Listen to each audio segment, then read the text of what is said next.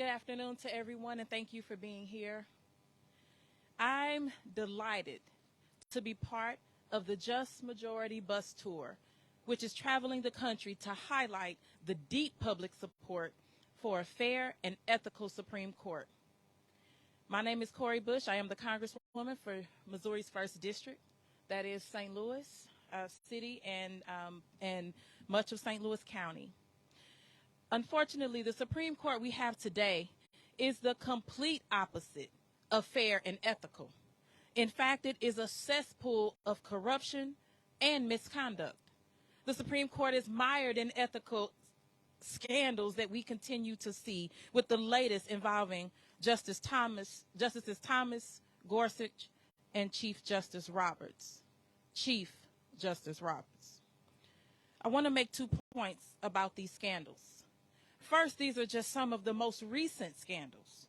None of us should forget that Clarence Thomas has been credibly accused of pervasive sexual harassment for more than 30 years. Or that Thomas's wife supported overturning the 2020 election, and that Thomas ruled on January 6 cases where he should have obviously have recused himself. Or that Brett Kavanaugh was credibly accused of sexual assault and confirmed after a hasty and flawed investigation by the FBI. Second, these are just the scandals that we know about. Every week, it seems, more ethical violations by the justices are revealed. And still, because of weak disclosure requirements and a lack of a code for ethics for Supreme Court justices, there could be entirely different scandals that have yet to be publicly uncovered. How can any person in this country have any confidence in the people who sit on the highest court in the land? This unaccountable, unethical majority on the Supreme Court is issuing decisions that are harming people, the people of St. Louis and everywhere else around this country. So think about it like this. Justices credibly accused of sexual misconduct against women ruled in favor of overturning Roe v. Wade and stripping us of our freedom to access reproductive health care. Justices who are in the pocket of business interests ruled in favor of gutting public sector unions, gutting climate regulations, and gutting gun restrictions. Justices who were installed by Republican senators representing a minority of the population voted to gut the Voting Rights Act and campaign finance regulations and restrictions. Justices who seem intent on upholding white supremacy do nothing to disturb blatant racism in the criminal legal system or stop unjust executions from going forward. People continue to die. Corrupt judges are making decisions about every aspect of our lives. They don't care about the people of St. Louis and other communities around this country. The only thing they care about is pursuing the Republican agenda through the courts, stripping away our civil liberties, and doing the bidding of industry interests. Their selfishness is devastating for communities like ours. Because of these decisions, my constituents, our folks, cannot access abortion care, have weaker labor protections, and breathe dirtier air, and are more vulnerable to gun violence, to that epidemic, have fewer protections against voter suppression, and are subject to a discriminatory and ineffective criminal legal system. The impact on reproductive freedom alone is outrageous. Because of this illegitimate majority's ruling in Dobbs, Missouri and other states were able to implement trigger bans and other restrictions on abortion care, and Republicans in Congress are considering implementing a nationwide ban on abortion. Millions of people depended on their constitutional right to abortion care, which was stripped away by 5 unelected politicians in robes. The current Supreme Court is a lawless institution that is a danger to our democracy, and it is time for Congress to act. I have called for the impeachment proceedings against Clarence Thomas, but I don't exactly have high hopes that Kevin McCarthy or Jim Jordan or any of their cronies will have the guts to move forward. We know Kevin McCarthy, we don't expect him to do it. So I have also called for Justice Thomas to be referred to the Department of Justice for investigation.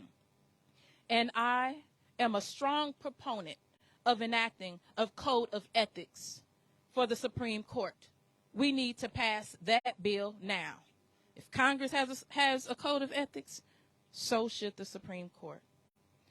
But we also need systemic reform of the federal judiciary to reimpose checks and balances in our democratic system.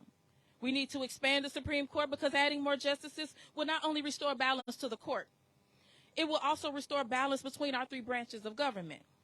We also need to impose term limits that take a hard look at other parts of our judicial system.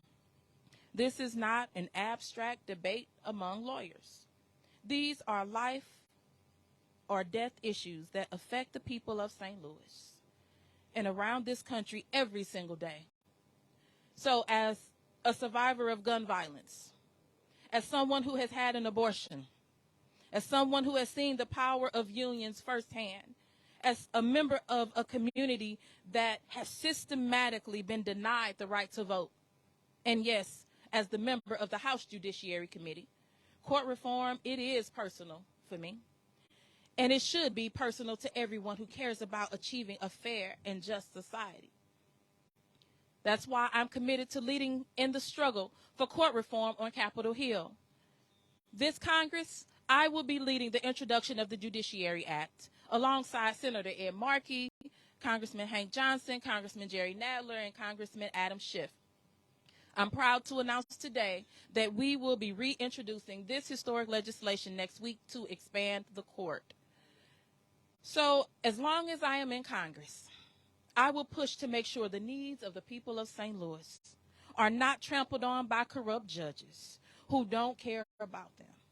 I'm proud to be in this fight, and I'm grateful for all of our St. Louis and national advocates who are here today, especially the Just Majority Coalition led by Demand Justice, and my legislative partners on Capitol Hill, as well as who I'm about to introduce right now. I look forward to reclaiming our democracy once and for all.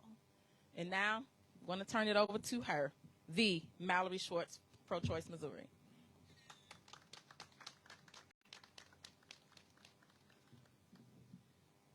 Thank you, Congresswoman.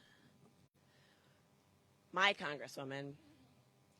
1 year ago last Monday, the news broke that the U.S. Supreme Court was intending in their upcoming Dobbs v. Jackson's Women's Health Organization decision to overturn Roe v. Wade, gutting abortion rights and eliminating the only federal protection between us as Missourians and the attacks of our state.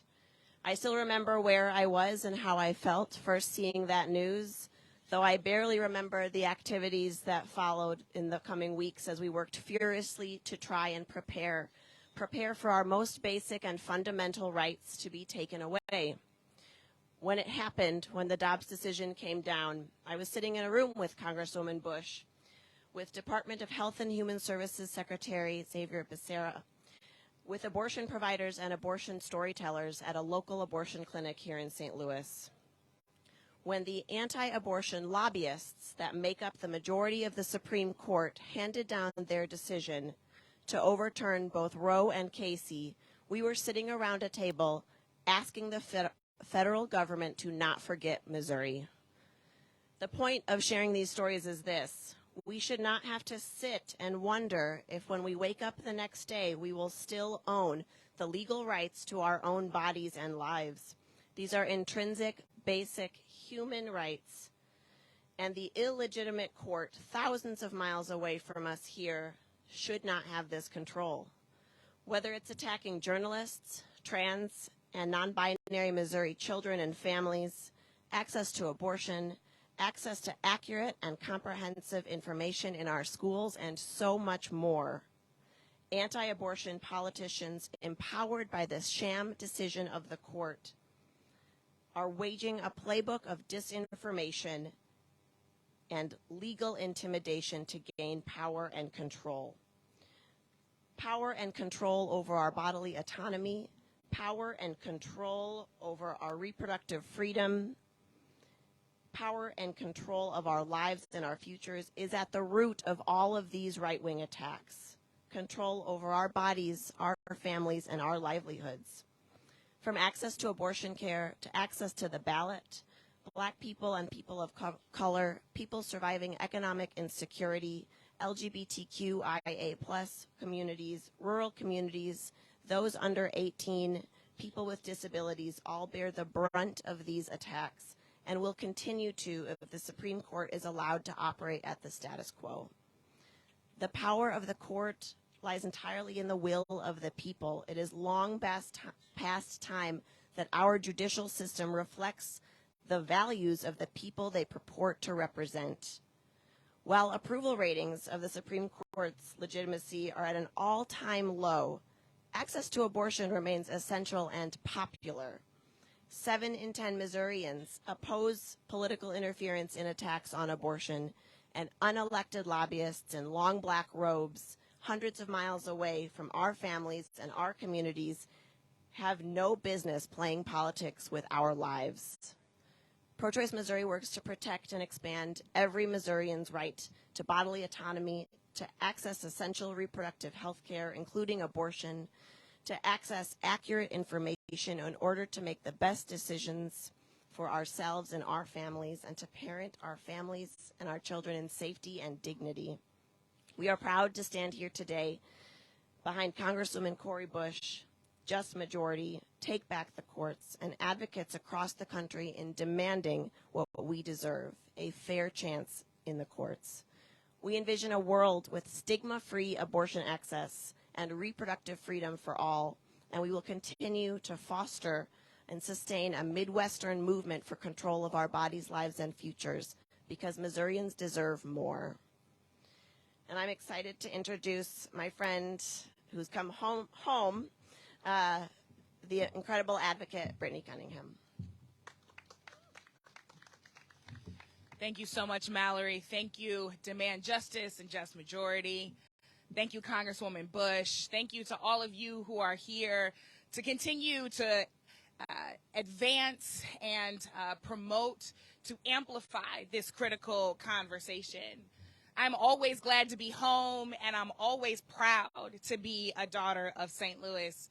My name is Brittany Cunningham, and I strive every day to stand in the tradition of Dred and Harriet Scott, of Margaret Bush Wilson, of Frankie Muse Freeman, of Reverend Ronald B. Packnett, my father, of Kayla Reed, of Tef Poe, of Congresswoman Cori Bush. When we demand justice for all people on these streets because they belong to us, and on every street that we occupy across this country. You know, St. Louis and the state of Missouri are witnesses to the importance of the courts in the continued fight for justice. I'm thinking, of course, of Dred and Harriet Scott as we stand mere minutes from the old courthouse where their pleas for freedom were heard. I'm thinking of Minnie Liddell, a mother of young children in the St. Louis public schools, who made it quite clear that desegregation and integration were her children's birthright and that a quality education was owed to them, and she took that fight all the way to the courts. I'm standing here thinking about Arch City defenders and the many lawyers and activists and advocates and organizers who stood in the streets and in the courtrooms during the Ferguson uprising to make the entire world pay attention, to make sure that school boards were representative of our children, and that policing in this city is not only accountable, but that the public is truly safe. I'm thinking about the Republicans across this state who unfortunately are trying to make sure that by hook or by crook, they can actually run the system and run the reformers out of the system, because we saw evidence of that in this city in the last few weeks. And if they have their way, an arcane minority rule will absolutely take over this entire country. That minority rule is not in line with democracy. The ethical violations that the other speakers have spoken of is not in line with democracy. The wife of a Supreme Court justice trying to undo a duly elected president is not in line with democracy. A justice able to assume his seat after multiple credible accusations of sexual assault is not in line with democracy. Another justice who's had those same accusations leveled against him and has also ensured that his mother can live in a house bought for by folks in the industry is not in line with democracy. The lack of accountability for all of these violations is not in line with democracy, and there is no possible way that if these justices in their long black robes do not abide by the highest possible standards of this land, that we, the public, can actually trust their institutions, their ruling, and their wisdom. Far too much is at stake. And I say this as the daughter of a preacher who serves a God who believes in bodily autonomy and agency, that our reproductive rights are at stake. I say that as a mother who's had a miscarriage and went into labor before 24 weeks and may herself have needed to access the right to an abortion, that too much is at stake. I say this as a protester who stood in these streets and endured tear gas with the Congresswoman and so many others, knowing that the right to protest is at stake. I say this as a friend to many queer people, knowing that their rights and their personhood are at stake across this state and across this country.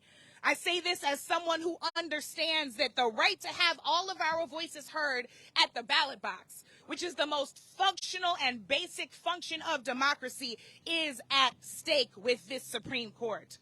When the opponents don't play by the rules, we have no choice but to change the game.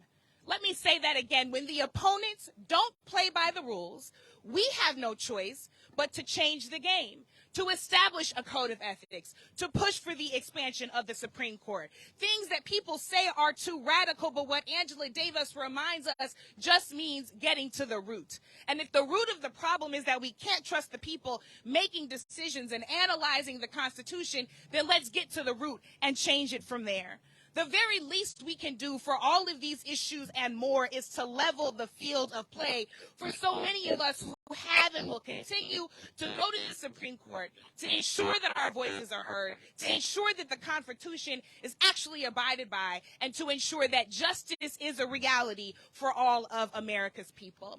I'm honored to be here today and to push in this fight with so many across this land who recognize that the time is now, that the need is urgent, and that the risk is too high. So with that, I'm honored to introduce my sister in this fight, longtime advocate for social justice and reproductive rights, Alencia Johnson.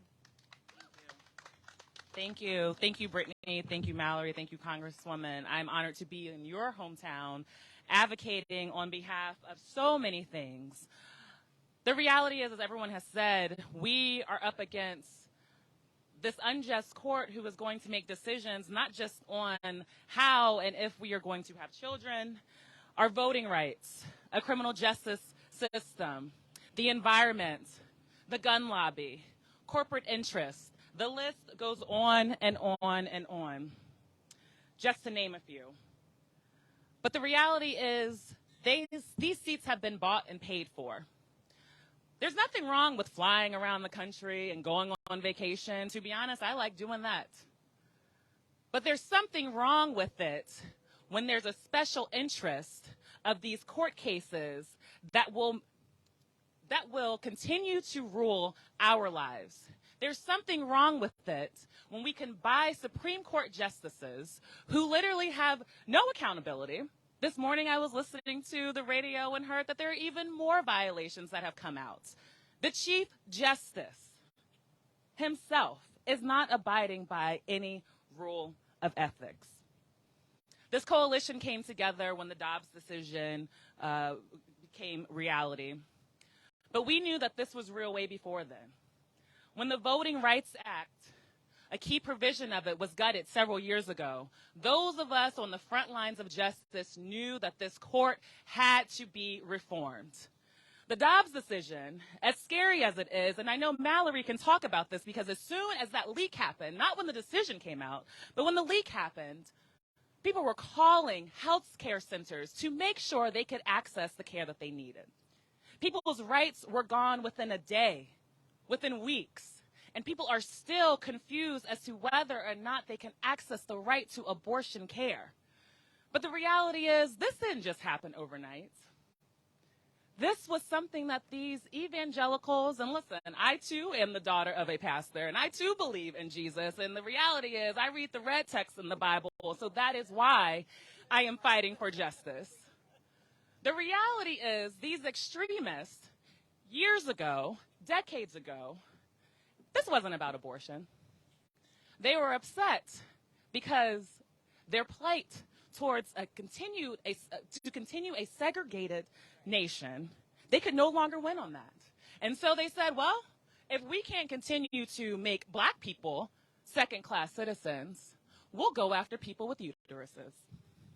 And they have been playing this long game for decades, going after black folks, going after women, going after people who decide to marry a lover who might be the same gender as them, going after people with disabilities, going after low-income folks, going after any and everyone who isn't a white man with a lot of money and access. And the reality is, if people think that it's going to just stop with our uterus and forcing people to birth, it's going to continue to all of those people who look like us, people who look like you all, people who do not look like them or have the money or the access to be bought and paid for. And so the reality is, we don't need just reform today. We needed it yesterday. There is a sense of urgency. And I know there are a lot of critics who say, well, what you're fighting for is unrealistic. Well, I have some hope, because in order to do this work, you have to have some hope. Majority of the American people, so that means Democrats, Republicans, Independents, have little to no faith in the Supreme Court, the lowest ever.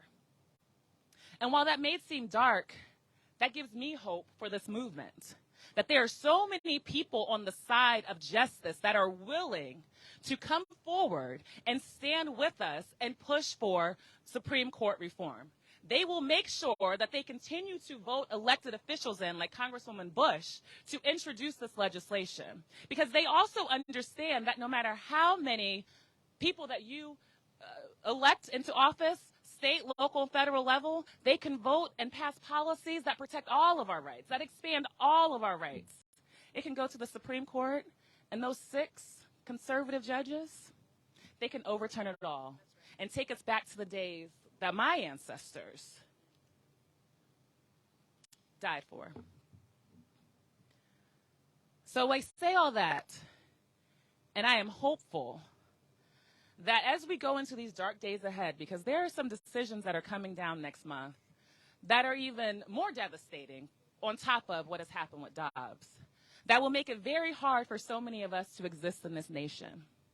But I am encouraged and I am hopeful, because the people understand our power, and we are exercising our power, and we are not going to give up until we achieve justice. And so with that, I turn it back over to Congresswoman Bush so that we can open it up for questions.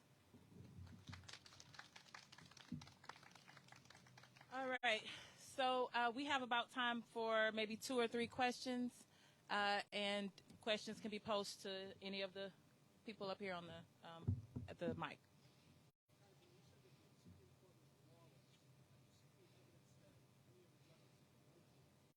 So with information coming out, with the reporting coming out, such as how you report, when information comes out, it is reported by journalists that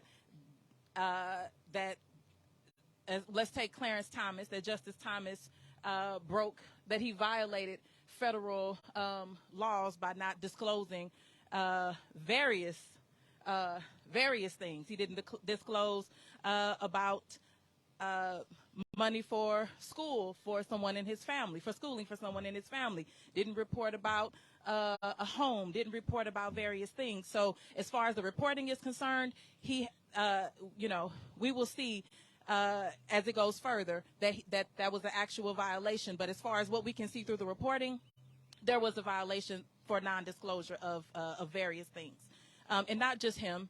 As we just heard, there are other justices that are being looked into as well. And the thing is this, in Congress, we have to abide by those laws to those regulations to disclose everything, even down to if you have $70 in your bank account, that has to be disclosed. So we need a code of ethics for our Supreme Court justices when we're looking at people who are considered to have the integrity, carry a certain level of integrity in this land, and for them to be the ones to not follow such things as laws that say that they have to disclose about their finances. If they cannot do that, if they cannot make sure that they follow those regulations, then how are they telling the rest of the entire country about what we should follow, and we're talking about justices who are a group of unelected people that the people of the United States did not have a chance to say yay or nay to. Next question.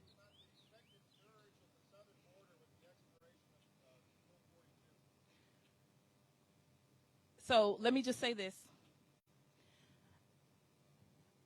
We care about the dignity and the humanity of each and every person, regardless of where they are from, regardless of what they look like, regardless of their socioeconomic status, and they deserve dignity. They deserve asylum if they need it. They deserve the status that is needed. They deserve the protections, and they deserve the resources, and they deserve to be safe.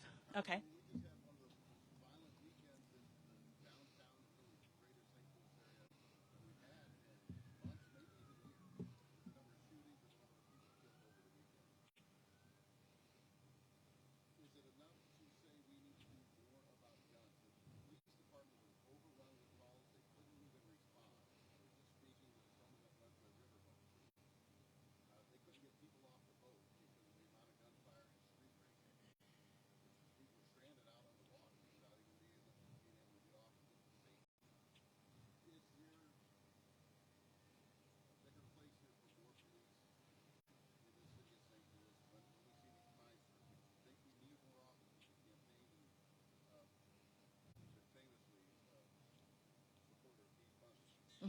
So the place is for the Republicans to actually act and care about saving lives, because Missouri is a state where the Republicans in this state have decided that they want to have some of the weakest gun laws in the entire country. We have some of the weakest gun laws, but we also have some of the highest murder rates. Missouri is in the top 10 for homicide deaths in the country, but we are also one of the leaders of the most lax gun laws. So there is a correlation there. So we need to start there. The answer is not always throwing more police. The answer is making sure that, first of all, we don't have these loopholes for people to be able to access guns who should not be able to access guns. It is also, first of all, caring that if it's your child or a child that you don't know, that our children are able to go to school without having to worry about whether they're going to be able to get through the day because somebody had made a decision to be a copycat and go into a school.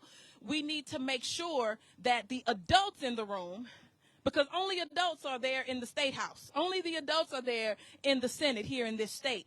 Those adults who decided, who made a decision to serve, to represent communities, regardless of who you are and what you look like and your zip code, as long as it's within their district. They made that decision. They signed up for that. So it is their responsibility to make sure that there are laws that protect all of us in this state. And so the one thing I just want to make clear is, because we keep hearing that, oh, St. Louis is this and St. Louis is that. St. Louis did not make these laws. These laws come down from the state. And so St. Louis has to come together to figure out how we can handle this and deal with this while we have a Republican majority who has decided that we want St. Louis to look bad. We don't want St. Louis to thrive, because we want to make it look like they need help and they need to have the state take over the police department, and need to have the state take over the circuit attorney's office, and the state take over and remove the mayor. No. This is our community. If you don't have enough gumption or moxie or courage to live here, then don't try to do the work for here. Don't try to be the ones to dictate what happens here. Move here. I slept last night, woke up to gunshots, just like the night before that and the night before that. But I live here and I serve here. This is my community, so I'll speak on it. If they're not willing to live here and do this work, then hush, stay in your own district. Thank you. That's it. That's it.